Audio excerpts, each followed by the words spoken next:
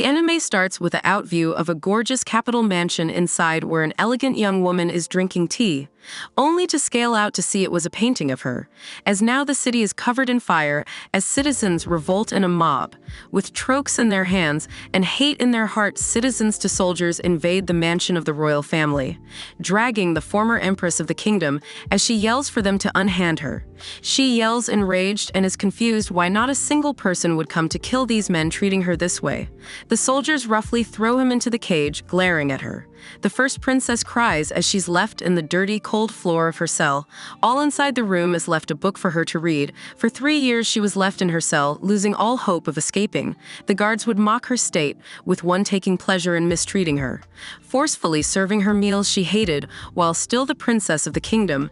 This food would consist of moldy old bread and yellow moon tomatoes. Still, with all the harsh treatment, she showed no emotion and silently ate it so she would at least live. But one day this stopped as her execution date was today. She's ordered to come with them. Outside, the populace waited for the prisoner to arrive. The princess has stage 1 frostbite from the cold. While walking, she wonders, how did things end up this way? The crowd begins to call out for the girl to show up, ridiculing her, with 2 generals angrily looking at her. After the collapse of the Tearmoon Empire, 20-year-old Princess Mia Luna Tearmoon, hated for her selfishness, is guillotined 3 years later.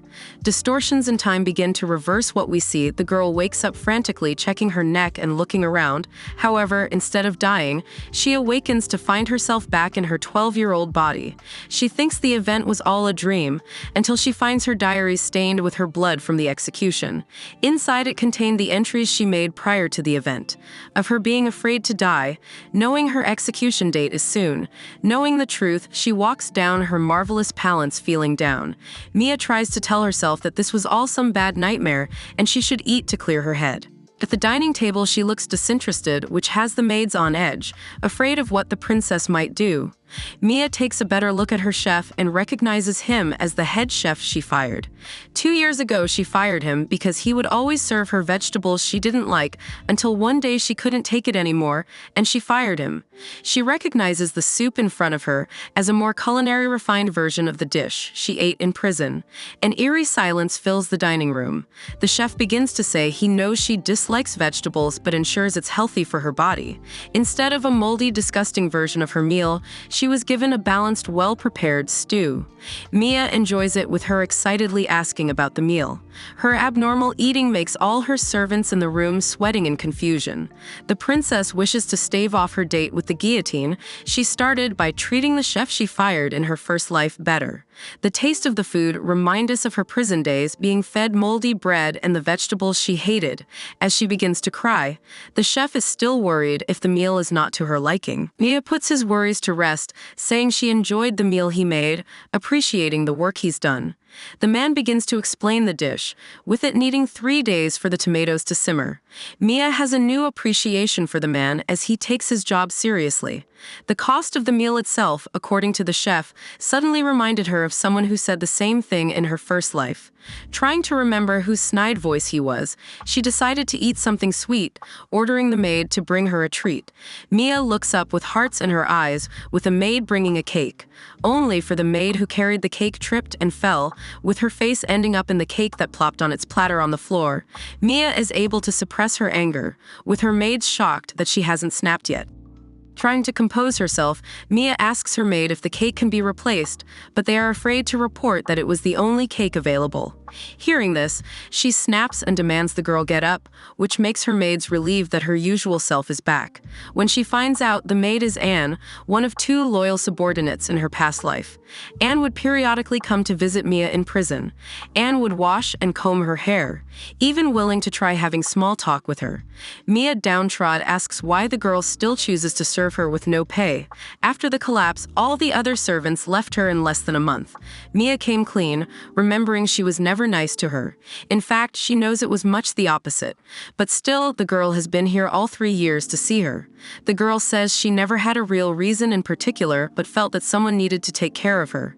On her last day to visit the princess, Mia makes a break to see her, bowing her head and thanking her for her kindness. The 2 hug, and she prays she receives heaven's protection for what comes next. She then designates her as her handmaid, clumsiness and all.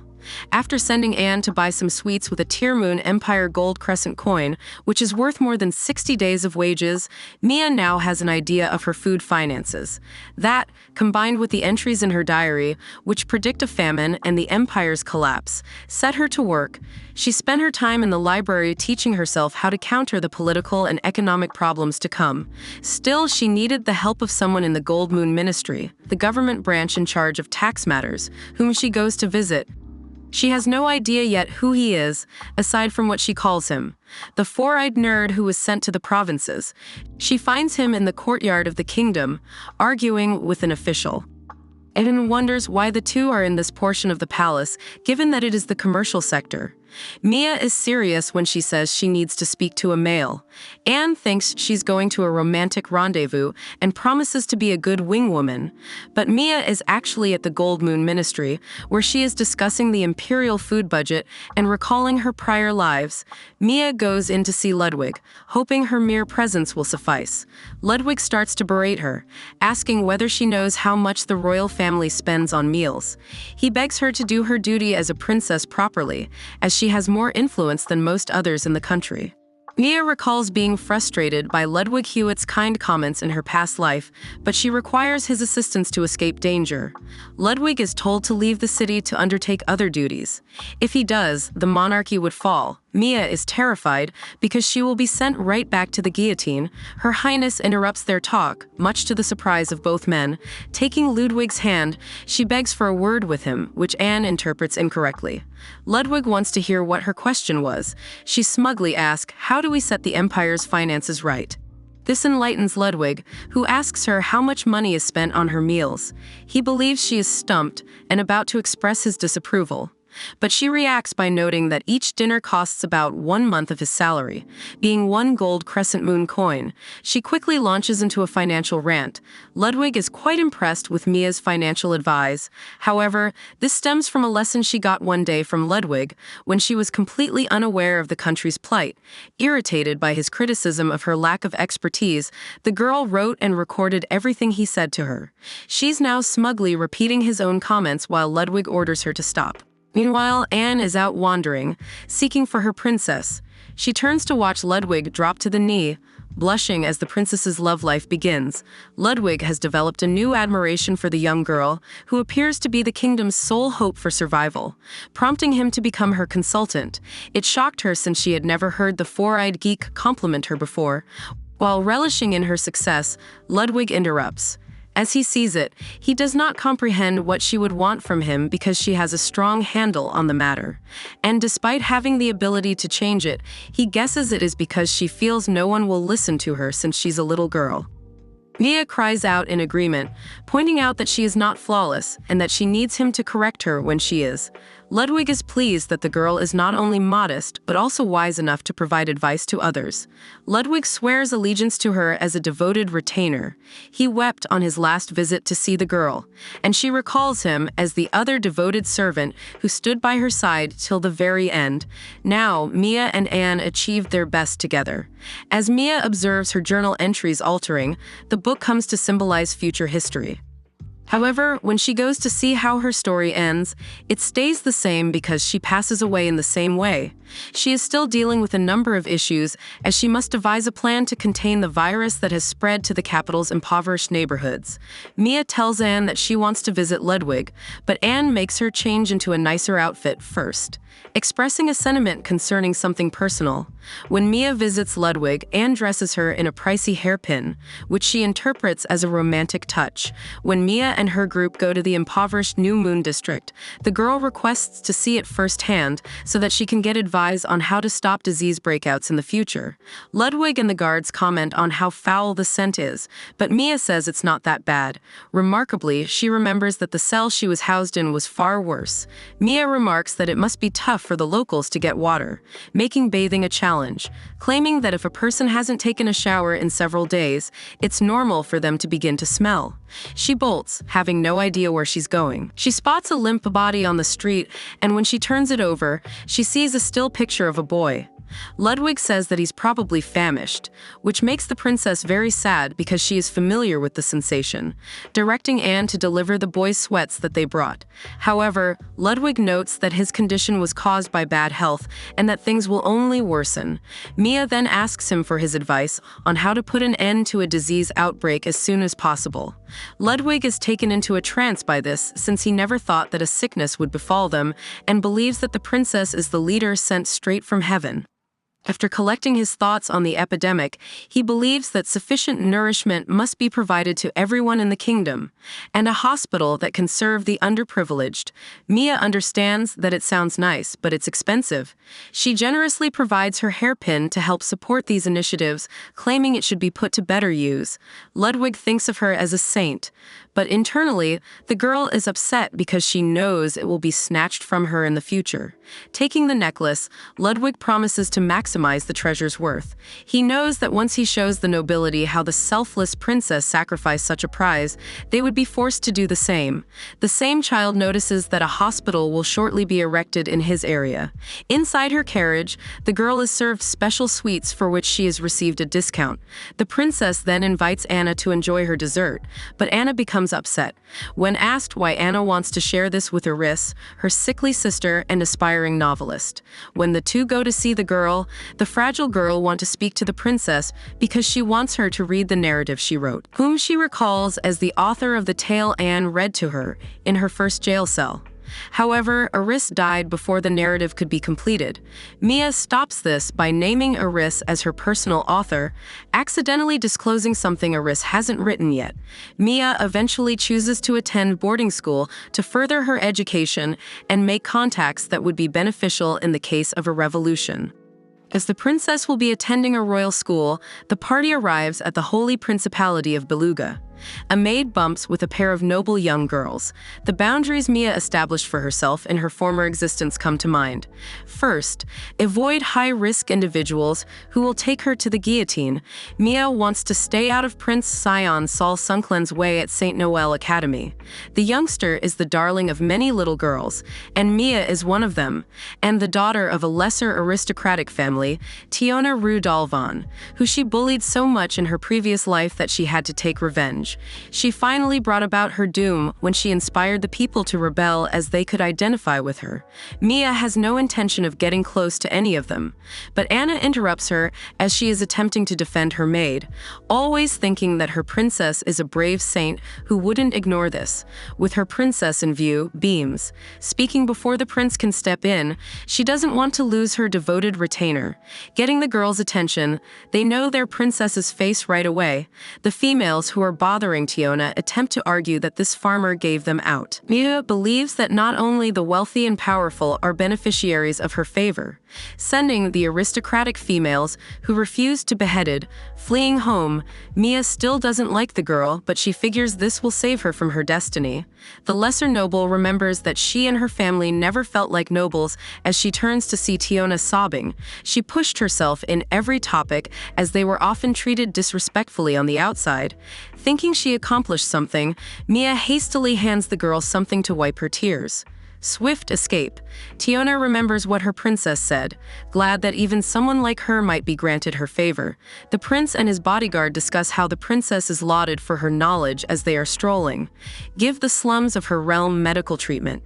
He thought she would be either a secluded girl ignorant of the outside world or a bleeding heart full of sympathy and nothing else. People she intended to avoid are now very much in her thoughts. Mia is having a fantastic time in the bath at Beluga's while Anna is cleaning her back. She recalls how, throughout her incarceration, she was forced to make do by washing herself with cold water. When Mia offers to wash Anna's back, the youngster becomes agitated. Mia intends to give Anna back the favors she has shown her during her previous life. Mia meets Princess Rafina Orca Beluga, the daughter of the Duke of Beluga, the location of the school, and the head of the student council, who hated her in her previous life, whom she must also keep from upsetting. Rafina would think less of Mia despite the fact that Mia would often buy her presents or ask her to tea in an attempt to build a relationship. Mia expressed her surprise at seeing her in this setting and paled, saying it was a joy to meet the princess. Warmly greeting her, Rafina insisted that she come swim with her. Mia feels shaky because she doesn't want to leave the girl with the girl or send Anna away. The princess surprised them both by extending her invitation to Anna as well, telling her that because we are all individuals, titles and status are meaningless. Anna maintains her distance from the girl out of concern that she might disgrace her. Because she's terrified of Rafina, Mia persistently begs her to approach the girl. Their conduct makes Rafina giggle, implying that they must be close. They click this time, and she extends an offer to Mia to attend the welcome dance gala. She intends to prevent the terrible dance ball from happening again in her next life. Mia was certain that Princess Yon would ask her out and take her out in a previous existence. Naturally, she looked foolish as the prince hurried to join Tiona in dancing. Even still, she must attend the dance and establish valuable contacts in case there is another uprising in the future. Using Anne's counsel on romance, tiny, cartoonish copies of Anna have strategy sessions in their heads. According to what she knows, she is supposed to wait for the target the next day on a park bench. Her target is Abel Remno, the kingdom of Remno's second prince. She will drop her handkerchief so that they may strike up a discussion when he goes to pick it up. Since they are not the crowned king, second princes or below are simpler to marry into politics. But he moves on to another female, ignoring the fact that he's a fantastic flirt. Instead, Prince Sion discovers Mia's handkerchief, and with Tiona's assistance, goes in search of her. They locate Mia, and as soon as Sion suggests himself as a potential dancing partner for Mia, they return the handkerchief. This makes Mia fear because she believes that he and Tiona are helping to murder her, and that every mistake she makes around him would spell her death. As Mia tries to get away from the two, she witnesses Abel being hauled into a corner for a reprimand and takes the chance to protect him from the bullying of his elder brother. The episode begins with Mia taking a formal bow and introduces herself as the Imperial Princess of Tearmoon in front of Abel's older brother, Remno Gain. As in their last conversation, the boy insulted her, thinking she was a minor noble. At that moment, Sion came running to see what the commotion was all about. Spotting the young crowned prince, Mia formally declines Sion's dance offer. He is disappointed, but understands given the public setting. Later, Mia can be seen in the hallway giggling to herself as she was able to decline Sion's offer perfectly. Abel calls out to girl, having ran a great distance to catch up with her. He soon requests that the girl takes Prince Sion's offer to attend the royal ball with him. As he doesn't believe himself worthy to stand by her side, Mia seriously tells himself that if that's his reason, then he should rather improve himself for her instead of not trying. In Abel's words, he doesn't feel suitable to be with her, as he's never been able to match his older brother or Prince Sion, no matter how hard he works. Mia smiles, telling him he might not match those two today, but what about tomorrow or the day after that? The point is, we never really know where our hard work will take us. The best thing to do is to stay on course and be satisfied where we end up. One day he might defeat his rivals, but for now, know that I, Mia Luna Tearmoon, have chosen you. Abel's eyes light up. He knows that in life some people are chosen to a degree as if divinity itself willed it. So an ungifted person like himself shouldn't try. So to hear a person like this to chose him is something he can't put into words. Thus, from now on, Abel no longer is doomed to a future of an inferior prince. Meanwhile, Mia did this so she could receive help in the future from Abel's older brother. So for now, she needs Abel to work hard for her. Later that evening at the royal ball, students can be seen dancing around enjoying themselves, with female students crowding the prince, leaving Abel wondering if Mia is going to show up. Earlier that day, Mia can be seen walking with her servant Anne. Mia is in high spirits with her makeup and dress perfectly on point for the ball. Confidence can be seen glowing off the girl. In a good mood, Mia sees a horse going to pet the animal. Unfortunately, the horse intakes too much of her perfume and sneezes large amounts of mucus on her. So she can now be seen having Anne washing her with a towel. Mia is thinking of not attending the dance as she doesn't seem to have a suitable dress. Anne tells the princess to leave it to her as she cannot see her Lady Lu's face. Mia arrives fashionably late, causing a loud commotion as the large doors open. When she walks in, many are stunned by her simplistically unconstricted dress. The outfit gives a lovely complexion that highlights her pure white beautiful skin.